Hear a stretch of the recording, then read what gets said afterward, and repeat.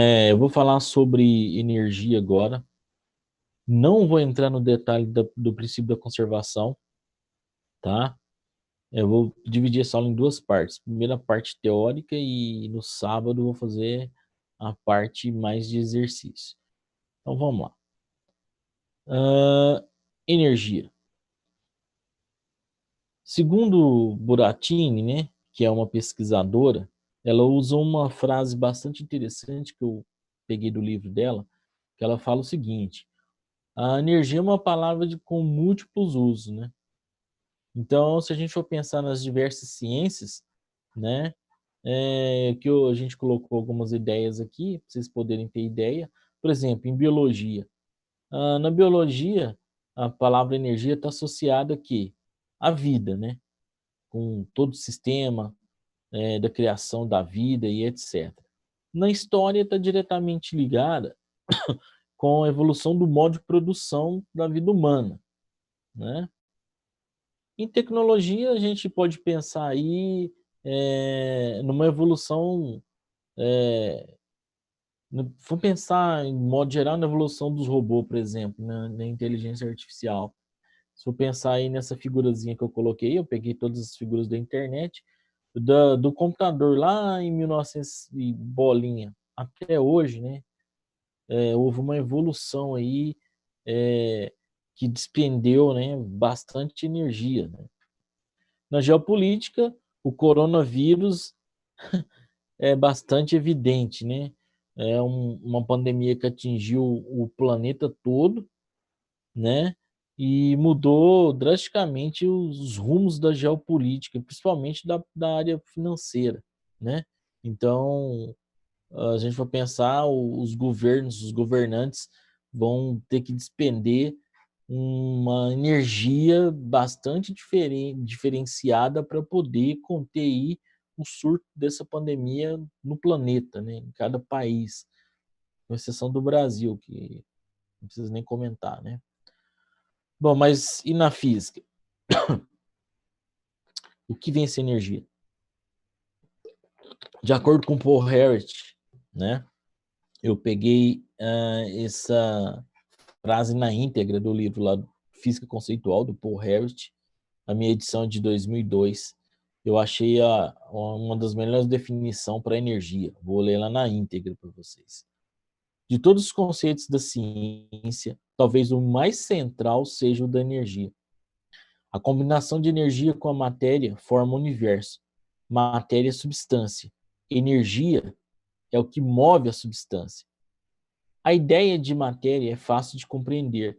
A matéria é o conteúdo do que podemos ver, cheirar e tocar. Ela possui massa e ocupa lugar no espaço. A energia, por outro lado, é abstrata. Não podemos ver, não podemos ver, cheirar ou tocar a maioria das formas de energia. Embora a energia nos seja familiar, é difícil defini-la, pois ela não é apenas uma coisa, mas uma coisa e um processo juntos. Mas geralmente observamos a energia apenas quando ela está sendo transferida ou transformada. Então, Paul Harrit, dentro das definições aí que eu acho mais aceitável na física, né, a energia, ela não tem como falar, a energia não tem como. Da mesma maneira como quando eu falo assim, o que é velocidade? Velocidade é o deslocamento pelo tempo, né? A energia já não é bem assim. A energia tem outros fatores que impede de que eu possa ser objetivo. Então, a definição de Harrit eu acho bastante salutar, por quê? Porque ele fala que a gente vai observar uh, esse fenômeno toda vez que estiver sendo transferido ou transformado. Então, a energia nada menos é do que um processo de transferência ou de transformação. Um exemplo aqui, eu pus essa figura aqui embaixo, né? Você tem a energia nuclear, que ocorre na fusão, que nas estrelas, por exemplo, o Sol, né? No Sol. A energia elétrica, você tem uma pilha aqui que está ligada no circuito, que liga uma lâmpada, na energia magnética, você tem um ímã aqui, energia química, na energia térmica, na energia cinética, na energia potencial. Então, todas essas formas de energia, perdão, elas são transferidas ou são transformadas. Então, o Harrit, eu acho que ele fez uma definição bastante legal. Bom, então, para o nosso estudo aqui, o que nós vamos considerar? Vamos considerar que a energia nada mais, nada menos é que serão todas essas ações aí, ó, tá? Você distender, ou comprimir ou distender uma mola, você pegar aí e riscar um fósforo numa caixinha de fósforo, você vai provocar um movimento no palito, você empurrar um carro, você levantar um halteres. Então, toda vez que você você, no caso aqui nessas figuras, você aplicar uma força num determinado sistema, e esse determinado sistema realizar trabalho, essa força tiver a capacidade de realizar trabalho, então teremos energia. Resumindo, essa frase também é da Buratini, né? Eu esqueci de citar aí, mas é da Buratini. Ela fala que energia é a capacidade que um sistema tem de realizar trabalho. Ou seja, energia nada mais, nada menos será do que trabalho. Então, se você tem trabalho, você tem energia. No Sistema Internacional de Medidas, a unidade de trabalho é Joule. Obviamente, se energia é igual ao trabalho, logo a energia também vai ser medida em Joule. Eu quero comentar com vocês forças conservativas e forças não conservativas, ou forças dissipativas. Vamos imaginar que eu tenho um bloco aí, eu faço um movimento aí desse bloco, considerando aqui que eu arrasto esse bloco aqui para baixo, depois eu arrasto esse bloco para a direita, depois eu subo esse bloco aqui para cima e depois arrasto ele para a esquerda, fazendo esse movimento aqui, no sentido das setas que eu coloquei aqui do movimento, tá? Se a gente for fazer o diagrama de forças aqui, você vai perceber que a força-peso está atuando em qualquer situação, tá certo? Então, a força-peso está atuando em qualquer situação. De qualquer maneira que esse bloco movimente aqui na tela, tá certo? A força-peso está intrínseca ali. Bom, mas se a gente for calcular o trabalho realizado pela força-peso, vamos pensar em três momentos. Vou começar por aqui, ó, na horizontal. Se a gente vou voltar aqui. Se a gente arrastar o bloco para a direita, né, você vai ver que o deslocamento vai ser perpendicular ao peso. Então, o trabalho realizado pela força aqui, peso, é nulo. Tanto aqui embaixo quanto aqui em cima. Se eu arrastar o bloquinho para a esquerda, a força-peso vai formar um ângulo de 90 graus com o deslocamento. Então, o trabalho realizado pela força-peso aqui, ó, na horizontal, vai ser zero. Foi o que ele falou aqui, vai ser zero. Se a gente for pensar o bloquinho descendo e subindo, quando o bloquinho ele vai para baixo na vertical, né, o trabalho realizado pela força-peso é um trabalho motor, é um trabalho positivo. E quando ele está subindo, o trabalho é um trabalho resistente, porque a força que vai ser aplicada aqui no corpo para ele fazer ele subir tem que ser em módulo igual à força-peso, mas o deslocamento realizado para que ocorra isso é de 180 graus em relação ao peso. Então, o trabalho vai ser o quê? Um trabalho resistente, um trabalho negativo. Se somarmos todos esses trabalhos, a resultante vai ser igual a zero. Então, todas as vezes que você somar todos os trabalhos que são aplicados num corpo, e esse trabalho foi igual a zero, significará que a força que realizou esse trabalho, né, é uma força conservativa. Ou seja, independente do caminho que você for arrastar a caixinha, ou da esquerda para a direita, ou da direita para a esquerda, ou de baixo para cima, ou de cima para baixo, independente do caminho, ou do caminho 1, ou do caminho 2, se o trabalho total calculado nesse sistema for nulo, isso vai significar que as forças que estão atuando sobre esse sistema serão forças conservativas. E essas forças conservativas, na outra aula, eu vou comentar para você, elas serão responsáveis pela conservação da energia. Eu vou falar isso mais para frente. Outro exemplo de força conservativa é a força elástica. A força elástica, ela está intrínseca, é uma interação eletromagnética, ela está intrínseca aí nesse sistema, né? Então, imagine você tem um corpo preso numa mola, aqui em cima, você empurra esse corpo à esquerda. Então, o que vai acontecer? Uma deformação, e essa deformação vai ser contrária à força que a mola vai aplicar no corpo, no bloco. Se você soltar esse bloquinho aqui, ó, essa mola vai expulsar esse corpo para a direita. Quando essa mola expulsa esse corpo para a direita, o que vai acontecer? A tendência natural é que a mola, ao expulsar esse corpo para a direita, vai puxar esse corpo novamente para a esquerda. Ou seja, você vai ter um deslocamento para a direita e uma força contrária a esse deslocamento. Então, você vai ter a força elástica. O exemplo da força elástica é um exemplo de força conservativa, porque se você calcular o trabalho final aqui, o trabalho total, você vai perceber que é nulo. Bom, mas existe uma calcular esse trabalho. Quando você aplica uma força nessa mola, a força ela é diretamente proporcional à deformação. Se eu for pegar cada instante que eu aplico uma força nessa mola, eu vou obter um gráfico nesse sentido aqui, ó. Eu tenho um gráfico da força pelo deslocamento, ou da força pela deformação. Falei para você lá anteriormente, quando você tem gráficos de força por deslocamento ou deformação, você vai calcular o trabalho realizado pela figura geométrica. A figura geométrica aqui, ó, é a figura de um triângulo, tá? Então, a área do triângulo é a base vezes a altura dividido por 2. A base vai ser a própria deformação, que é o x. A altura vai ser a própria força elástica. A força elástica é Kx. Trabalhando matematicamente com essa expressão, eu sei que o trabalho da força elástica, que também é uma força conservativa, vai ser K vezes x ao quadrado dividido por 2. Essa fórmula sai através da área aqui da figura geométrica. Bom, se trabalho é igual a energia, se eu tenho o trabalho da força elástica, logo eu tenho energia despendida na força elástica. Então, esse trabalho aqui, ela vai estar diretamente ligada à energia elástica. E me dê exemplos de forças não conservativas ou forças dissipativas.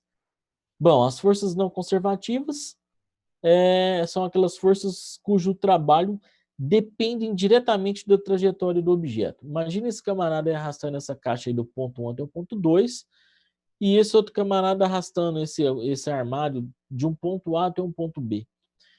Bom, se esse solo, né, for um solo rugoso, e a gente não desprezar essa rugosidade, vai ter um atrito. Logo, então, esse atrito vai depender diretamente dessa rugosidade. Então, quando esse cara arrasta esse móvel aqui, por exemplo, para a direita, e tem uma força de atrito de 10 newtons, falei na última aula, que o trabalho é força vezes deslocamento vezes o cosseno do ângulo. O cosseno do ângulo entre a força e o deslocamento é de 180 graus, o módulo da força de atrito é 10 newtons e o deslocamento é 2, força de atrito se opõe à força motora, então ela é negativa, então menos 10 vezes 2 vai dar menos 200 joules. Esse trabalho aqui, pessoal, é resistente. Se o trabalho é resistente, a força que atua nele é uma força não conservativa. Exemplo de forças conservativas são todas aquelas forças que se opõem ao deslocamento desse corpo aí. Existe a energia de movimento. A energia de movimento ela vai estar atrelada a um corpo com determinada massa e essa massa vai sofrer uma variação da velocidade mediante uma força resultante. Essa figura aqui me mostra o seguinte, nos mostra o seguinte, que inicialmente esse cara tinha uma velocidade inicial v bolinha, ele deslocou uma certa distância mediante uma força resultante constante, tá? E houve uma variação da velocidade. Se há variação da velocidade num certo intervalo de tempo, há aceleração. Só que eu não sei qual tempo que aconteceu isso.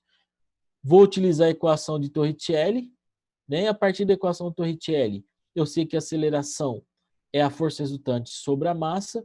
Trabalhando matematicamente com essa expressão aqui, fazendo as devidas distribuições, eu vou perceber que força resultante vezes deslocamento é igual ao trabalho. né? Se eu passar aqui, ó, M para o lado do lado esquerdo da igualdade e o 2 para o lado esquerdo da igualdade, eu vou ter essa relação aqui, ó, que a força resultante vezes o deslocamento vai ser a diferença da massa vezes a velocidade final ao quadrado dividido por 2, menos a massa vezes a velocidade inicial ao quadrado dividido por 2. Essa relação aqui, ó, é uma relação da variação da energia de movimento do corpo, tanto inicialmente quanto no final. E a diferença dessa energia é o próprio trabalho da força resultante. Então, aqui eu tenho o teorema da energia cinética. A energia cinética vai estar atrelada a todo o corpo que tem massa e está em movimento. Todo corpo que tem massa e possui variação da velocidade. Então, o trabalho total nada menos será do que a variação da energia cinética. Mas o que vai ser a variação da energia cinética? A massa do corpo vezes a velocidade dele ao quadrado dividido por 2, tanto inicialmente quanto no final. E para fechar essa bagaça aí, nós teremos, né, no caso, a energia mecânica. A energia mecânica, ela vai ser a somatória de todas as energias, tá, aplicada no sistema. Para efeito aqui didático, nós vamos trabalhar com 3 energias. A energia de movimento, que é a energia cinética, a energia de posição, que eu vou chamar de energia potencial, tá? A energia potencial ela pode existir de duas maneiras. A energia potencial devida à gravidade, que a energia potencial gravitacional vai estar relacionada à força-peso com uma distância que o corpo tiver em relação à superfície de algum lugar. E eu também teria uma energia de posição que é devido à deformação. No caso, vai acontecer com molas ou elásticos, que é a energia potencial elástica. Então, a energia mecânica vai ser a somatória dessas 3 energias. A energia de movimento, que vai estar atrelada à velocidade, acabei de falar anteriormente. A energia de posição, ou energia potencial, relacionada à gravidade, a força-peso e o deslocamento do corpo ao longo de um eixo vertical. E é uma energia devido à variação da posição de uma mola ou de um elástico no sistema. Então, a energia mecânica vai ser a soma da energia cinética mais energia potencial gravitacional mais a energia potencial elástica, tá? Então, aqui, ó, eu terei aqui a soma ou o somatório dessas energias. A energia mecânica vai ser a somatória das 3 energias. Como a energia ela é igualzinho ao trabalho, né? Elas têm o mesmo sinônimo, no Sistema Internacional de Medidas, independente do tipo de energia, tá? Ela vai ser sempre medida em joule.